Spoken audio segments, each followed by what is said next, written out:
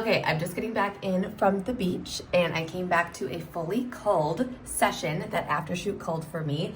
It went from 1,240 images down to 250 in 9 minutes and 4 seconds. So that was honestly before I even probably got even out to the beach. It was fully edited for me. This is why I don't know what I did before I used Aftershoot for at least the culling. I love using it for culling.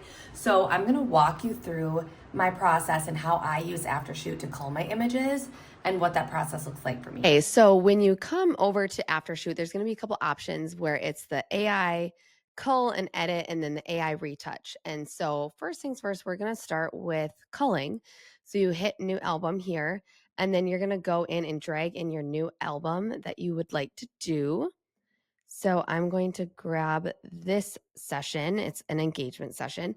So it's just going to pull all of my images here. And then from here, there's going to be 4 different screens. You're going to have the import screen, the cull, the edit, and the retouch. First things first, I'm uploading my whole gallery here. I'm going to go over to cull. I'm going to do start culling, and I'm going to do the AI automated culling. That's just what I like to do. There's different ways that you can do it. I'm just going to do the automation.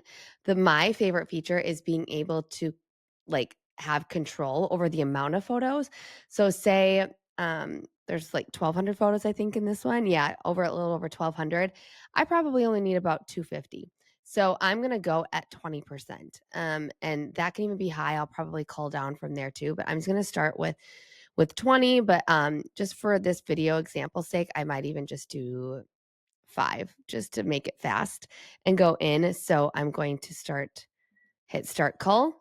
And over here, it's going to start culling for me. Now that it is done, and it only took 4 minutes and 27 seconds, which is chef's kiss, amazing. Love that so much. So now what I usually do, that was a really small percentage, and I usually have around 15 to 20 when I cull. But on the right-hand side here, you're going to be able to see selected is on green. And that means they're all the pictures. They're all the ones that were chosen, and they're also rated 5.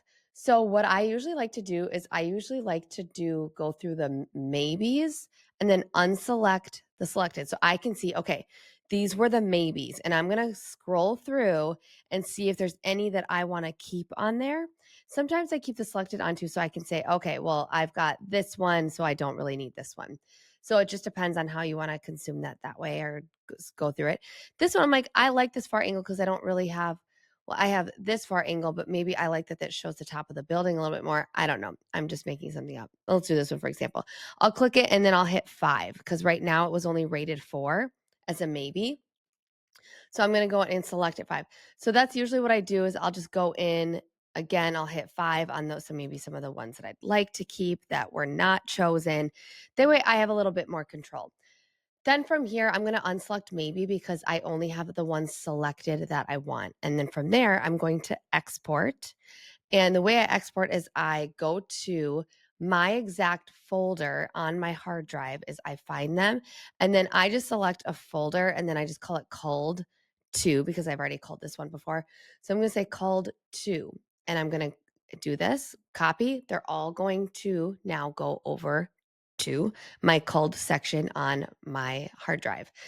Now from there, once this is done, you can have the option to edit within Lightroom. So from here, you can just pull all of your stuff and train it to have your specific, see RTP, my preset. You're going to select that, and then now you can do editing filter. I'm only going to do where I'm editing the 5s and all of that stuff. And I'm just going to say edit 193 photos out of the 1240. And you can add this too if you want to do AI masking. It might take a little bit longer. If you want to do some of these things and just hit edit, and it's going to start editing for you. Now, what I like to do is go over into my Lightroom. I like to do create new catalog, and I'm going to do Aftershoot test just to kind of show you. And so it's going to reboot my Aftershoot account.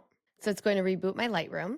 Right, and then when I'm up here, I'm going to go over to import. Usually I would be here where I have them, but since I've already done it before, I'm going to select the culled 2 section and I'm going to upload them to my Lightroom.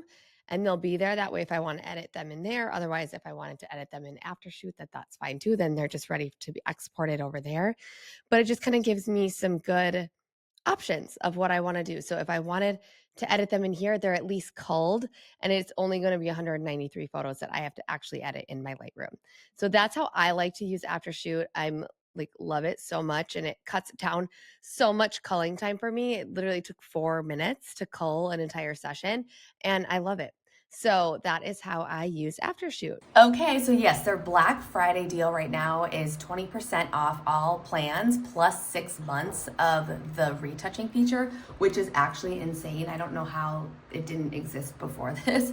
So that's like the best time to sign up for Aftershoot and grab the Black Friday deal, obviously. So I'll make sure to link the details for that in the description below.